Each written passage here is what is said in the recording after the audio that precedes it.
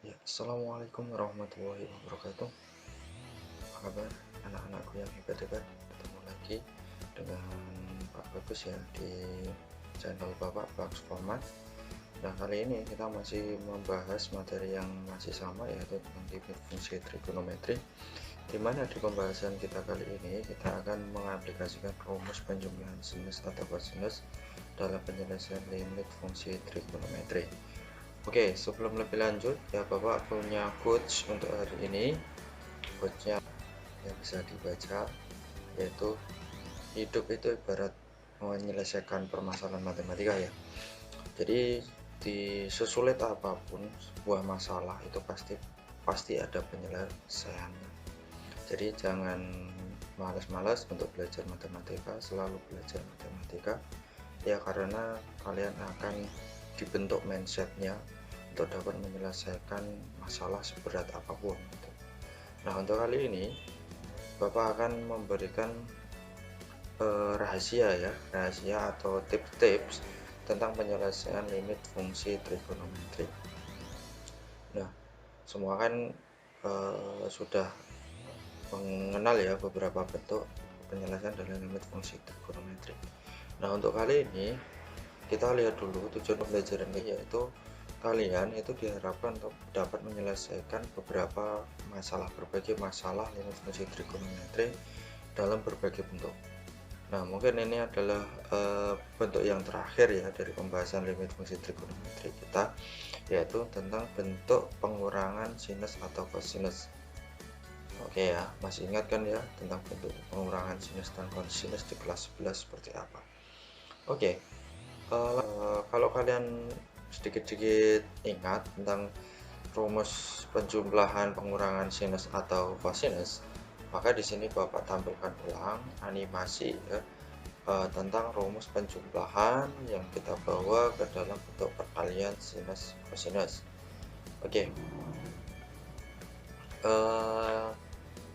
ya jadi di sini untuk rumus penjumlahan itu ada bentuk sin A ditambah sin B atau enggak sin A dikurangi sin B. Oke, ini adalah kita namakan sebagai penjumlahan sinus ya. Nah, ada juga di sini penjumlahan kosinus, yaitu cos A ditambah cos B atau cos A dikurangi dengan cos B. Nah, ini dikatakan sebagai penjumlahan kosinus. Nah, kalau kita ingat ya, di pembelajaran saya itu punya sedikit apa ya untuk mempermudah dalam menghafal. Itu kalau penjumlahan sinus itu berarti nanti jadi perkalian beda. Sementara untuk penjumlahan cos, karena cos sama ya, cos sama berarti nanti perkaliannya menjadi sama, jadi cos sama. Perkalian beda itu kayak apa sih? Perkalian beda itu kayak cos kali sin, sin kali cos. Kalau perkalian sama itu berarti sin kali sin, cos kali cos.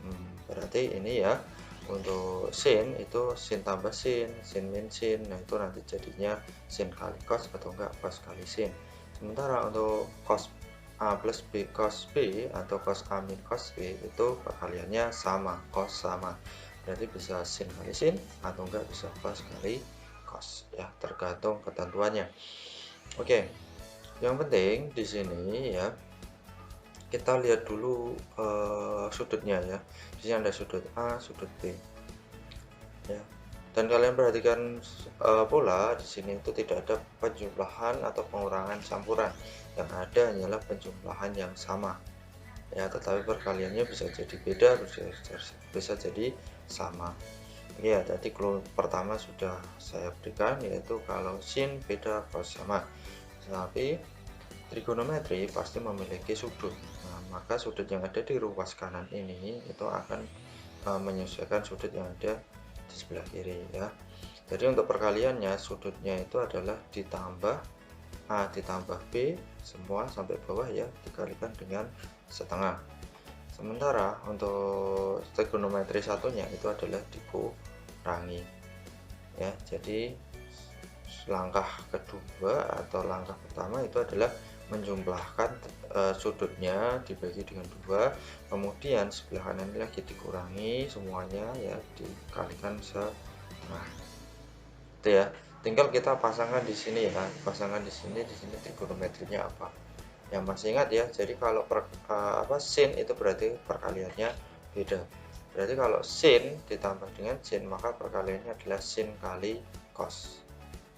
Jadi sin kali sin jadinya plus ya. Nah, kalau sin jadi min, maka ini adalah jadinya cos kepalanya ya. Kalau min kali min jadinya plus, plus kali plus jadinya plus, plus kali min jadinya min, min kali plus jadinya min. Gitu ya. Jadi maksudnya ini kalau plus itu berarti sama kepalanya, sin sama sin. Kalau min berarti sin sama cos. Oke, kalau cos ya sudutnya sudah ada, dikurangi ditambah bagi dua, atau di sebelahnya itu adalah dikurang bagi dua. Oke, kalau cos sama berarti cos sama, sini cos, sini plus. Nah, maka di sini kepalanya adalah cos ya, jadi positif. Karena sama, maka di sini trigonometri yang kedua adalah cos. Oke, berarti yang ini cos, ini min, berarti di sini sin ya, sin cos min ya. Nah, sin maka di sebelahnya sin. Ingat, cos sama. Oke, setelah itu langkah ketiga itu adalah memberikan kepala dua ya. Jadi kalau penjumlahan di bawah perkalian itu perkaliannya kepalanya dua semua, tapi terkecuali dengan yang terakhir ya. Ini yang unik ya, yang unik yaitu kalau cos A min cos B itu jadinya sama dengan min 2 sin setengah A plus B sin setengah A min B. Oke, sedikit tips buat kalian kalau kalian mendapati limit fungsi trigonometri untuk cos A min cos B, maka nanti kalian ubah ke dalam bentuk perkalian yaitu min 2 sin setengah A plus B kali sin setengah A min B. Ini sering keluar ya, untuk kasus ini sering keluar untuk cos A min cos B. Oke, semoga kalian masih ingat bagaimana mencari bentuk perkalian trigonometri sin cos dari penjumlahan ya, sin cos. Oke, langsung aja kita lihat dulu apresiasi yang kedua ya, sebelum kita lanjut ke contoh soal. Oke, kita ingat lagi komplement. Komplement itu apa sih? Misal kita punya sin 90 derajat min x, maka cara menghitungnya ini adalah kita menghitung x ya. Ini sudah kita bahas di komplement. Itu ya. 90 itu sifatnya komplement. Jadi sifat komplement itu apa anak-anak? Ya, mengubah sin menjadi cos. Ya, mengubah sin menjadi cos, sementara kurang dari 90 itu positif. Maka sama aja dengan cos x itu sama dengan sin pi per 2 min x atau sin 90 derajat min x. Oke, kita lanjut ya. Nah, contoh soalnya itu adalah limit x mendekati 0 dari cos x min cos 5x dibagi 1 min cos 4x. Ya, jadi apa yang kalian saksikan di layar kalian masing-masing itu adalah limit fungsi trigonometri bentuk kompleks ya. Karena coba kalian perhatikan di sini ada konsep limit x mendekati 0, ada konsep cos x min cos 5x yang akan kita bahas, terus ada konsep 1 min ya. Kalian masih ingat 1 min penyelesaiannya gimana? Bagaimana kalian menggunakan x mendekati 0? Coba simpel kan ya. Nah, kalau di sini x-nya 0, limitnya x, terus atas x, bawah x, maka kita bisa pakai koefisien. Itu kan sangat simpel sekali. Tetapi bagaimana kita harus mendapatkan bentuk ini menjadi bentuk perkalian, kan seperti itu masalahnya. Nah, di sini kan masih cos x min cos 5x 1 min cos 4x. Jadi mungkinkah ini dipecah? Ya tidak bisa langsung ya, maka kita perlu mengubah cos x min cos 5x ini menjadi bentuk perkalian, dan demikian pula untuk 1 min cos 4x ini juga kita harus hilangkan satunya biar jadi bentuk perkalian. Oke, kita bahas pelan-pelan dari atas yaitu cos x min cos 5x ya. Cos x min cos 5x itu kita ingat lagi rumus yang ada di depan tadi ya. Jadi kalau cos, ingat lagi cos sama. Karena ini min, maka kepalanya cos, biar jadi min, maka kepalanya sin. Berbeda ya. Kayak min kali plus itu jadinya min. Kayak gitu, mudahnya menghafalnya ya. Oke, kita coba proses di bawah ya, yaitu mengubah cos x min cos 5x menjadi perkalian. Tekniknya gimana sih? Tekniknya gampang banget. Yang pertama kita jumlahkan sudutnya, yaitu X ditambah 5X dibagi dengan 2, terus sudut satunya dikurangi, X dikurangi 5X dibagi dengan 2. Ya, tinggal kita pasangkan aja nih ya trigonometrinya. Trigonometri perkaliannya apa sih dari cos min cos? Ya, paling ya soalnya kebanyakan seperti ini, cos min cos. Jadi cukup gampang untuk menghafalkan. Jadi kalau cos di sini min, maka ini kepalanya min. Kalau cos sama, maka di sini sin juga. Ya, kepalanya dikasih min 2. Gitu ya. Oke, untuk selanjutnya kita juga harus mengubah satu min. Bagaimana cara mengulangi satu min ini? Ya karena di sini nggak ada punya kuadrat, maka ini menjadi sudut rangkap. Kita ingat lagi sudut rangkap. Sudut rangkap itu adalah cos 2 beta sama dengan 1 min 2 sin kuadrat beta. Tinggal kita menyesuaikan aja beta yang sesuai dengan contoh soal. Ya kalau 4x di sini, maka betanya di sini adalah 2 kali 2x. Ya, maka cos 4x ini saya bisa ubah menjadi 1 min 2 sin kuadrat 2x ya.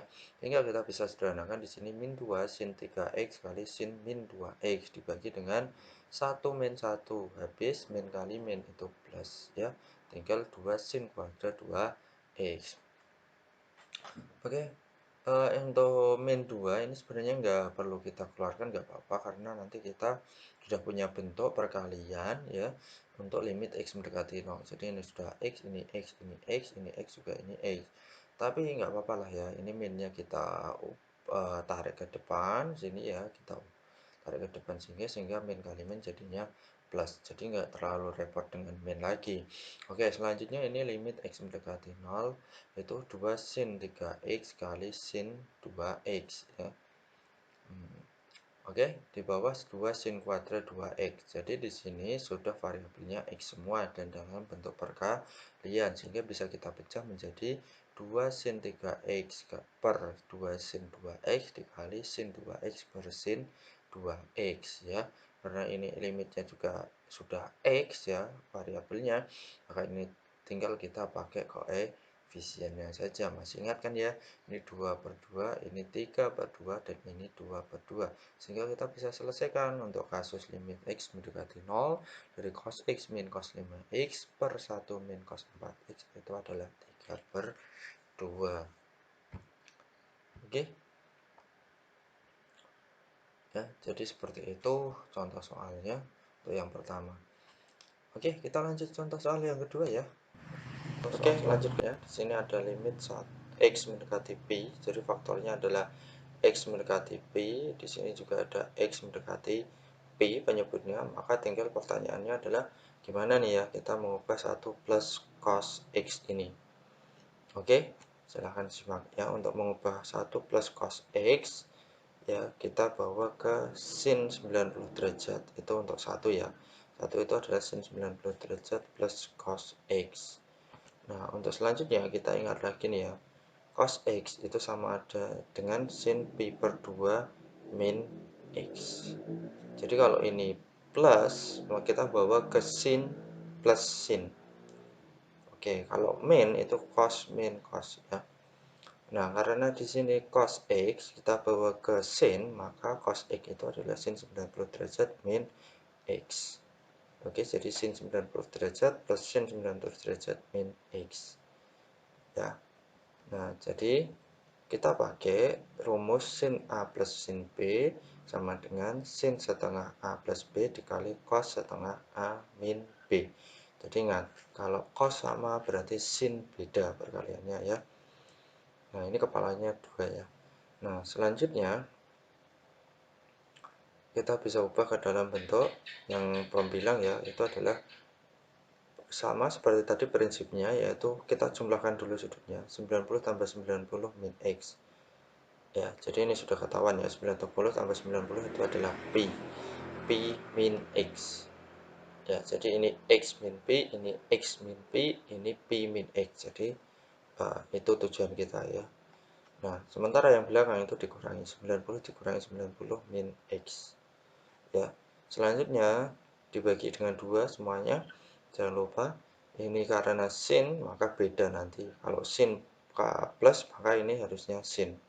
Sin plus, ya. Karena beda, maka kalau depan sin, maka di sini cos. Kepalanya jangan lupa 2. Oke, selanjutnya, nah, itu prosesnya ya, jumlah pengurangan sudutnya. Nah, selanjutnya kita hitung, di sini sudah kita punya bentuk 180 min X. Ingat ya, 180 itu adalah Pi. Maka kita ubah dengan Pi 180-nya, maka kita sudah punya bentuk 2 sin setengah Pi min X kali cos setengah X dibagi X min Pi. Oke, kita lanjut sebelah kanan sini, karena nggak cukup ya. Maka kita punya bentuk seperti ini ya. Coba perhatikan, ini Pi min X, sementara faktor kita adalah X min Pi. Oleh sebab itu, ini harus kita tukarkan ya. Pi min X menjadi X min Pi, dengan konsekuensinya memberikan min di sini. Oke, minnya boleh keluar nanti. Ya, duanya kita keluarkan dulu ini, 2 keluar, maka tinggal limit X mendekati Pi, sin min setengah X min Pi dibagi X min Pi. Nah, ini cosnya kita pisahkan ya. Kita tambahkan limitnya X mendekati Pi, cos setengah X ya.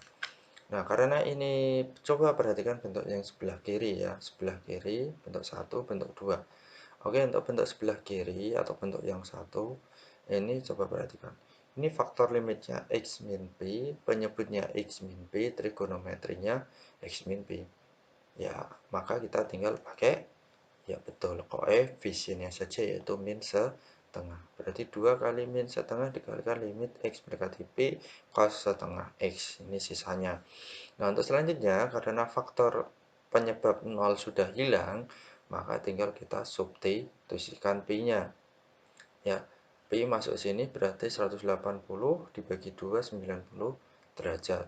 2 dibagi 2 habis, tinggal min. Jadi min limit X mendekati Pi, cos 90 derajat sama dengan 0. Ya, karena 90 derajat itu adalah cosnya 0, maka 0 min 0 itu sama aja dengan 0. Ya. Itu yang ada ya, beberapa contoh kasus penggunaan rumus penjumlahan atau pengurangan sinus atau kosinus yang harus kita bawa ke dalam bentuk perkalian. Semoga video ini bisa membantu ya. Kalau bisa membantu, tolong kalian bisa like and share ya. Kalau belum subscribe, silahkan di subscribe demi kemajuan jadi channel Bapak ini, sehingga saya bisa menghadirkan uh, penyelesaian dari permasalahan matematika ya. Nanti masih banyak yang saya punya ya. Semoga dapat membantu kalian. Semangat belajar, selamat belajar. Assalamualaikum warahmatullahi wabarakatuh, dan terima kasih.